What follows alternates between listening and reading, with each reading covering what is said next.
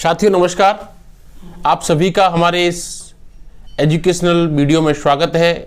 मैं हूं आपके साथ डॉक्टर रामकेश परमार। हमारे साथ आज पेशेंट हैं मेरे हनुमान जी। हम आज इस वीडियो के अंदर चर्चा करेंगे सबसे पहले हनुमान जी से। सर नमस्कार। नमस्कार। क्या शुभ नाम है आपका? नाम क्या है? अरमान। कितने साल के हो गए?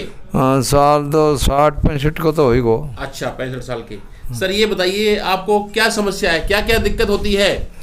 मेरे एक तो पेशाब की, एक निमटवा की और एक दम की। दम भरती है? दम भरती है और एक सोया बाद चांटक चूंटक लागे से। अच्छा अच्छा। बटका सा भरने का ही भरे से। दम में क्या बैठने में सांस भरता है, चलते हो जब सांस भरता है? सूता अगर बकैर सुन सार लूंगा तो कम हो जाए ने भैया को भैया। और ये खांसी में कप कौन टूटे? कफ नहीं टूटता है, खांसी आती है, सांस भरता है। हाँ। अच्छा, ये समस्या कितने समय से है आपको? और घी 12-1 महीना। बीड़ी पीते हैं आप? हाँ पी तो पहले पीते थे। हाँ। कितने समय बीड़ियां पी हैं आपने? और बीड़ी तो ये अब सी तो मालिक को कोने बाद थाकाली दवाई लेना तो छोड़ दीजिए। नहीं, जैसे कब से पी रहे हो, कितनी उम्र से, कितने साल के थे आप जवानी से? जवानी से तो 10 साल कोई पीवा लागो जो पहले हम बर्तन से कोई खेती करता। हाँ हाँ हाँ। तो छोटा सा ने के बेटा चलम बलियार छिलकाए जो गुजरने से सोला गेड़ी से हर के आदमी। Okay okay. तो मतलब उम्र कितनी हो गई आपकी अभी? उम्र तो 65 साल की भी है। 65 साल, 10 साल, मतलब 50-55 साल से बीड़ियां पी रहे हो आप? हाँ। बीड़ी हुक्को जो भी है मतलब। हाँ। अच्छा अच्छा। खेती बाड़ी का भी काम करते हो? हाँ। अच्छा अच्छा। और कोई परेशानी? और तो क्यों ही कोई नहीं। ठीक है साथियों नमस्कार। जैसा आपने देख लिया पेशेंट हमारे हनुमान जी को, उन्होंने आपको बताया है। ये मेरे पास मेनली तो सांस की समस्या लेकर के आए हैं। सांस की समस्या लेकर के आप सांस की समस्या लेकर के मेरे पास आए हैं। जैसा इन्होंने बताया कि मुझे सांस भरता है, खांसी आती है और कफ निकलता नहीं है, और 70 ईयर्स इनकी एज है और ये क्रॉनिक स्मोकर हैं। लगभग जब ये 10 से 15 साल के थे, बचपन की उम्र में, उस टाइम से बीड़ी हुक्का का सेवन कर रहे हैं। यहाँ इन सब वीडियो की साथ में पेशेंट के साथ चर्चा और इस वीडियो के अंदर डिस्कशन का इम्पोर्टेंस ये है कि स्पेशली नॉर्थ इंडिया के अंदर और हमारे देश भारत में दमा या श्वास के मरीज बहुत ज़्यादा हैं। हमारे पास बहुत अधिक मरीज इस तरह की समस्याओं के आते हैं जो कि बहुत कॉमन है। COPD बोलते हैं इसको, क्रॉनिक ऑब्स्ट्रक्टिव पल्मोनरी डिजीज।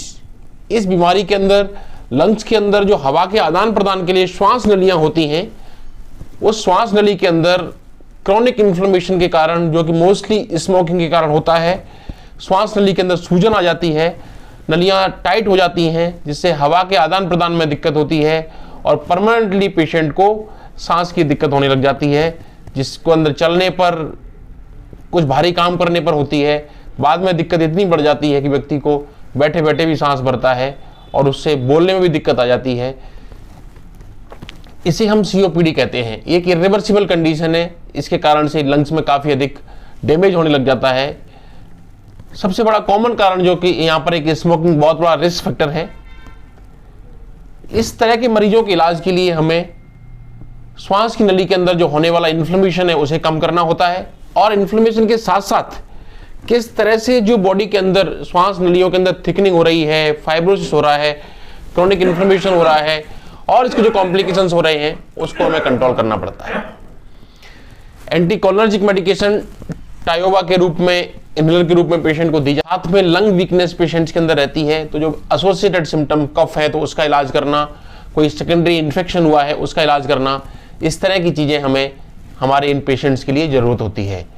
इस वीडियो के माध्यम से मैं चिकित्सक साथियों को भी मैसेज देना चाहता हूँ और पेशेंट्स के लिए भी कहता हूँ कि COPD के इलाज के लिए कोई परमानेंट इलाज नहीं है।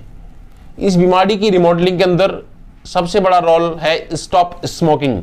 अगर आप बीड़ी, सिगरेट, धुआं की कोई चीज़ें, हुक्का कुछ लेते हैं तो आप उसको बंद करिए, जिसके बाद बंद करने के बाद में आपको इन्फ्लेमेशन कम होगा और काफ़ी अधिक आराम मिलेगा। दूसरा, इसके अंदर कुछ दवाइयाँ दी जाती हैं जो कि ब्रोंकोडायलेटर के रूप में होती हैं, एंटीकोलिनर्जिक मेडिकेशन एंड ब्रोंकोडायलेटर, उनके माध्यम से भी पेशेंट को अधिक आराम मिलता है। साथ में तीसरी चीज़ मैं एडवाइस करता हूँ कि इसके अंदर जो कॉम्प्लिकेशंस होते हैं पेशेंट को, उसको हमें रोकना चाहिए। आपको कोई इन्फेक्शन ना हो, कफ वगैरह है उसके प्रोडक्शन को कम हो, और कुछ ऐसे एंटीऑक्सीडेंट्स ऑक्सीजन थेरेपी इसके अंदर एंटीऑक्सीडेंट, एंटी इन्फ्लेमेटरी और एंटी फाइब्रोटिक एजेंट का काम करती है, जिसमें पेशेंट को आराम मिलता है। साथ ही N-acetylcysteine उसका भी अपने आप में रोल होता है और पेशेंट को आराम मिलता है।